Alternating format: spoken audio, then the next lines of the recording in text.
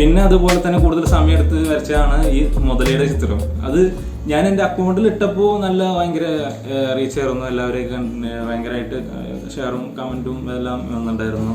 പക്ഷെ അതിനപ്പുറത്തേക്കൊരു കൂടുതൽ ഞാൻ പ്രതീക്ഷ പറഞ്ഞാൽ അമിത പ്രതീക്ഷയാണ്. കാരണം നമ്മൾ മുമ്പുള്ളതാണ്, അതുവരെ അന്ന് അങ്ങനെ ഒരു വൈറലാവുന്ന ലെവലിലൊന്നും എത്തിയില്ല. ഞാനതൊരു വൈറലാവും, നമ്മൾ ഉദ്ദേശിക്കുന്ന പോലെ ചിലപ്പോൾ വൈറലാവും, ആ ഒരു വൈറലാക്കുമോ എന്നുള്ളൊരു ഉദ്ദേശത്തോടെ ചെയ്തതായിരുന്നു ഈ മുതലയുടെ ചിത്രം. നല്ല സമയം എടുത്തിട്ട് അതൊരു ഫ്രെയിമിനകത്ത് വെള്ളം, എന്നിട്ട് അതിൽ നിന്ന് തല പുറത്തേക്ക് വരണേ എന്നുള്ള രീതിയിൽ വരച്ചെടുത്തതാണ്.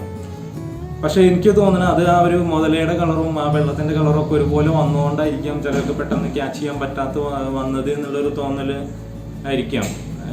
ഒരു മറ്റൊരു തലത്തിലേക്ക് അത് എത്തായിരുന്നു, ഞാൻ പ്രതീക്ഷിച്ച പോലെ. അമിത പ്രതീക്ഷയാണ് അത് നേരത്തെ പറഞ്ഞ്. പിന്നെ വരച്ചതാണ് ഈ ജ്യൂസ്, ഗ്ലാസ്സിലോട്ട് ഒഴിക്കുന്ന മാംഗോ ജ്യൂസ്.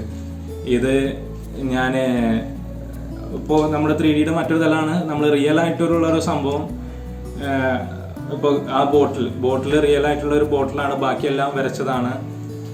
അപ്പോൾ റിയൽ ആയിട്ടുള്ളൊരു സംഭവം എന്താണ്, ഒരു ഒബ്ജക്റ്റ് നമ്മുടെ ഈ 3D ചിത്രത്തിൻ്റെ കൂടെ കൊടുത്തു കഴിഞ്ഞാൽ അതിന് കൂടുതൽ റിയാലിറ്റി കിട്ടും. അങ്ങനെ ചെയ്താണ് ഈ ചിത്രം. ബോട്ടിൽ പിടിച്ചിട്ട് ആ ബോട്ടിൽ നിന്ന് വീഴുന്ന പോലെ. അപ്പോൾ പലരും കമൻറ്റ് ചെയ്ത് പറഞ്ഞു, ഇതിൽ ബോട്ടിൽ ജ്യൂസ് ഇല്ലല്ലോ വീഴുന്നതെന്ന് പറഞ്ഞു കഴിഞ്ഞാൽ. അപ്പം ഞാൻ നേരത്തെ ബോട്ടിൽ ജ്യൂസ് കൊടുക്കാനും പ്രയാസമാണ്, അത്ര രീതിയിൽ വീഴുന്ന രീതിയിൽ. അപ്പോൾ അതുകൊണ്ട് ഞാൻ ബോട്ടിൽ ജ്യൂസ് കൊടുക്കുക, നമ്മൾ ജ്യൂസ് കൊടുത്ത് ഒഴിക്കുകയാണെങ്കിൽ നമ്മുടെ വരച്ച പേപ്പറിലോട്ട് വീഴും, നമ്മുടെ പേപ്പർ നശിച്ചു പോകും. അതുകൊണ്ട് ഞാൻ അങ്ങനെ ചെയ്തതാണ്. ഇനിയിപ്പോൾ നേരത്തെ പറഞ്ഞ പോലെ ഇത് ശരിക്കും ബോട്ടിൽ വെള്ളത്തിൽ ഒഴിക്കുകയാണ് എന്നുള്ള, ജ്യൂസ് ഒഴിക്കുകയാണ് എന്നുള്ളത് പലരും കമൻറ്റ് പറയാതിരിക്കാൻ വേണ്ടിയിട്ടും അങ്ങനെ ചെയ്ത്. പിന്നെ എനിക്ക് തോന്നി, പിന്നെയാണ് മറ്റേ ഫേസ്ബുക്ക് ഗ്രൂപ്പുകളിലൊക്കെ ഒരുപാട് ഫോളോവേഴ്സുകളൊക്കെ മറ്റ് ഗ്രൂപ്പുകളിലൊക്കെ ഫോർവേഡ് ചെയ്യാൻ വേണ്ടിയിട്ട് ആണ് ഈ ചിത്രം. അത് എൻ്റെ ഇക്കാൻ്റെ മോനാണ്. അപ്പോൾ ഈ ചിത്രം പിന്നെ എനിക്കൊരു ഐഡിയ തോന്നിയതാണ്. എങ്ങനെ വെച്ചാൽ നമ്മുടെ ഈ ബോട്ടിലിൻ്റെ വായു ഭാഗത്ത് ഇൻസുലേഷൻ ടാപ്പ് ഒട്ടിച്ചിട്ട്, ശരിക്കും ഇൻസുലേഷൻ ടാപ്പ് ഒട്ടിച്ചിട്ട് ചെരിച്ച് പിടിച്ചിട്ട് അതിൽ ജ്യൂസ് പുറത്തോട്ട്, ജ്യൂസൊന്നും ഉണ്ടായിരുന്നില്ല ആ സമയത്ത്, അന്ന് മഞ്ഞൾ കലക്കിയിട്ടുള്ളൊരു വെള്ളമായിരുന്നു.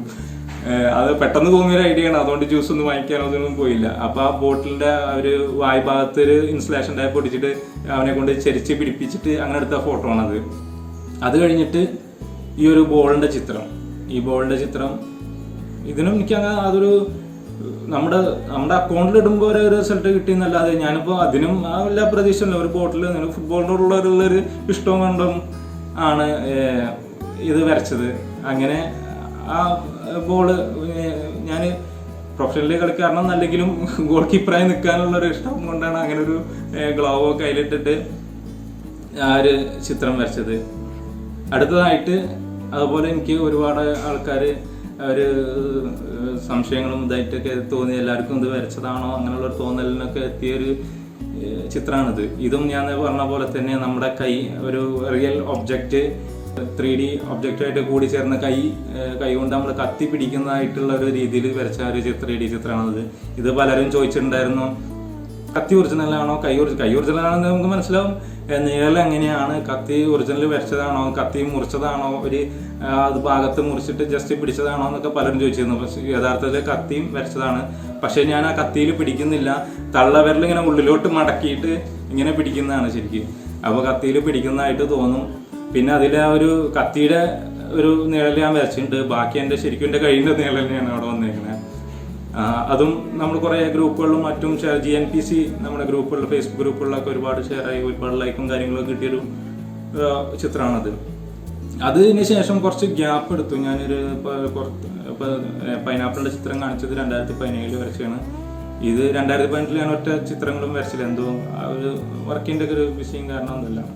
അങ്ങനെ 2019 ഈ ചിത്രം വരയ്ക്കുന്നത്. അന്നാണ് എനിക്ക് യൂട്യൂബ് ചാനലിൽ തുടങ്ങാമെന്നുള്ളൊരു ഐഡിയയും തോന്നിയത്. നമുക്ക് വരയ്ക്കുന്ന ഏതായാലും നമ്മൾ ഒരു 3D വരയ്ക്കുന്നതെന്ന് വെച്ചാൽ വെറുതെ ടൈം പാസ് അല്ലെങ്കിൽ ഒരു ഹോബി ആയിട്ട് അതാണ് നമ്മുടെ വേറൊരു തലത്തിലേക്ക് എത്തിച്ചത്. അതുകൊണ്ടാണ് വേറൊരു തലം എന്ന് പറയുമ്പോൾ അങ്ങനെ ഒരു തലം എന്നല്ല. ഞാൻ ഇപ്പോഴേയും നിങ്ങൾക്ക് ഇത്രയും ആൾക്കാർക്ക് അല്ലെങ്കിൽ ഇത്രയും നമ്മുടെ ചിത്രങ്ങളെ അല്ലെങ്കിൽ ഇത്രയും ആൾക്കാർ പരിചയപ്പെടുത്താൻ കാരണമായതൊരു 3D ചിത്രങ്ങളാണ്. അപ്പോൾ അത് വരയ്ക്കുമ്പോൾ ജസ്റ്റ് വീഡിയോ എടുത്തിട്ട് നമുക്ക് യൂട്യൂബിൽ ഇടാലോ എന്നുള്ളൊരു തോന്നൽ വന്നു. അങ്ങനെയാണ് ഈ ചിത്രം വരയ്ക്കുന്നത് ഞാൻ യൂട്യൂബിലിട്ട്. എൻ്റെ ഈ ചാനലിൽ തന്നെ ഫസ്റ്റ് ഇട്ട വീഡിയോ ആണ്. ഇതും നല്ല രീതിയിലെല്ലാം ഭയങ്കര സപ്പോർട്ടും കാര്യങ്ങളും എല്ലാം ഇതുണ്ട്. എല്ലാവരും ഷെയർ ചെയ്യും കാര്യമൊക്കെ ചെയ്തിരുന്നൊരു വീഡിയോ ആണ് അത്. ഞാനും ഇതും നല്ല ഡീറ്റെയിൽ ആയിട്ട് ചെയ്തിട്ടുണ്ട്. കുറേ ദിവസങ്ങളെടുത്ത് ചെയ്ത് തന്നെയാണ് ഈ ചിത്രം. എല്ലാവർക്കും പലരും അത്ഭുതത്തോടെ പറഞ്ഞിട്ടുണ്ട്. പക്ഷേ ചിലരൊക്കെ ഈ പക്ഷിയേക്കാളും ഇഷ്ടപ്പെട്ടത് ഈ ചിത്രമാണെന്നൊക്കെ ഞാൻ പറഞ്ഞിട്ടുണ്ടായിരുന്നു പലരും. ഈ ചിത്രം വരച്ചപ്പോൾ പ്രഭാതം പത്രത്തിൽ വന്നിട്ടുണ്ടായിരുന്നു, ചന്ദ്രിക പത്രത്തിൽ വന്നിട്ടുണ്ടായിരുന്നു, കഴിഞ്ഞ ആഴ്ച ജന്മഭൂമി പത്രത്തിൽ ഇതിൻ്റെ ഒരു ആർട്ടിക്കിൾ വന്നിട്ടുണ്ടായിരുന്നു. അതുപോലെ തന്നെ നമ്മുടെ നാട്ടിലെ ലോക്കൽ ചാനലിലും MCV ചാനലിലും ഇതിൻ്റെ 3D ചിത്രങ്ങളെ കുറിച്ചൊക്കെ ഒരു ആർട്ടിക്കിൾ കൊടുത്തിട്ടുണ്ടായിരുന്നു. പിന്നെ ഒരു വർഷത്തൊരു ഗ്യാപ്പ് വന്നു. പിന്നെ ഈ വർഷം നമ്മൾ ലോക്ക്ഡൗൺ തുടങ്ങിയ സമയത്ത് വരച്ചതാണ് ഈ അവസാനത്തെ ഈ ചിക്കൻ്റെ ചിത്രം. ഇത് ലോക്ക്ഡൗണിൽ റൂമിലിരുന്ന് ഇങ്ങനെ ഏതായാലും ഒരു 3D ചിത്രം വരയ്ക്കാമെന്നുള്ള ഉദ്ദേശത്തോടെ വരച്ചതാണ് ഈ ചിക്കന്. എല്ലാവരും ലോക്ക്ഡൗൺ ഒക്കെ ആയിട്ട് പലരും ഇപ്പോൾ ട്രെൻഡായി നിൽക്കിയിരുന്നു. മറ്റേ നമ്മുടെ സോഷ്യൽ മീഡിയയിലൊക്കെ ബക്കറ്റ് ചിക്കന് ഒരു ട്രെൻഡായിട്ട് നിൽക്കിയിരുന്നു. അപ്പോൾ നമ്മളിവിടെ ഞാനിവിടെ എറണാകുളത്ത് റൂമിൽ നാട്ടിലെത്താൻ പറ്റാത്ത സ്ഥിതിയിൽ ഇവിടെ പെട്ടുപോയി. അപ്പോൾ ഞാനായിട്ട് നമുക്ക് കഴിയുന്ന രീതിയിലൊരു ചിക്കൻ ഉണ്ടാക്കുക എന്നുള്ളത്, എല്ലാവരും ബക്കറ്റ് ചിക്കനൊക്കെ ഇട്ടിട്ട് സോഷ്യൽ മീഡിയ വഴി നമ്മളെ കൊതിപ്പിക്കും. ഇപ്പോൾ നമുക്ക് കഴിയുന്നൊരു ചിക്കൻ നമുക്ക് ഇവിടെ വെച്ചിട്ട് ഉണ്ടാക്കുക എന്നുള്ള രീതിയിലാണ് ഈ 3D ചിത്രം വരച്ചത്. ഇതും അതുപോലെ യൂട്യൂബിൽ അപ്ലോഡ് ചെയ്തു. ഈ ചിത്രം കഴിഞ്ഞ ആഴ്ച നമ്മുടെ ഗിന്നസ് പക്രു ചേട്ടന് സോഷ്യൽ മീഡിയയിൽ ഷെയർ ചെയ്തിട്ടുണ്ടായിരുന്നു, ഇൻസ്റ്റാഗ്രാമിലും ഫേസ്ബുക്കിലെല്ലാം. ഇത് പൊരിച്ചതല്ല വരച്ചതാണെന്നുള്ളൊരു ക്യാപ്ഷൻ കൊടുത്തിട്ട്. അപ്പോൾ ഈ എപ്പിസോഡിൽ ഞാൻ എൻ്റെ 3D ചിത്രങ്ങളെ പരിചയപ്പെടുത്തുകയാണ് ചെയ്തത്. ഇനിയുള്ള എപ്പിസോഡുകളിൽ കുറേ ഇതിൻ്റെ ടെക്നിക്സും ടിപ്സും എല്ലാം ഞാൻ പറയുന്ന പല ടൈപ്പ് 3D ഡ്രോയിങ്ങുകളുണ്ട്. അതിൻ്റെ ടിപ്സും കാര്യങ്ങളെല്ലാം ഞാൻ പരിചയപ്പെടുത്തുന്നതാണ്.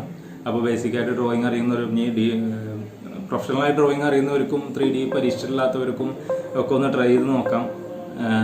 ഇനി മറ്റുള്ളവർക്ക് ഇത് മനസ്സിലാക്കുകയും ചെയ്യാം. അപ്പോൾ അടുത്ത എപ്പിസോഡിൽ അതിൻ്റെ ഭാഗങ്ങളുണ്ടാവും.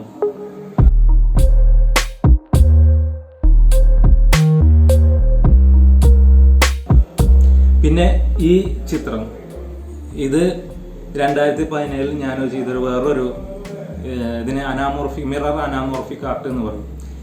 ഈ ചിത്രം ഞാൻ ഇതുവരെ ഒരു സോഷ്യൽ മീഡിയയിലോ എവിടെയും പബ്ലിഷ് ചെയ്തിട്ടില്ല. എൻ്റെ ഇവിടെ എറണാകുളത്ത് റൂമിലുള്ളവർക്ക് മാത്രമേ ഇങ്ങനെ ഒരു ചിത്രം വരച്ച കാര്യങ്ങൾ അറിയുള്ളൂ.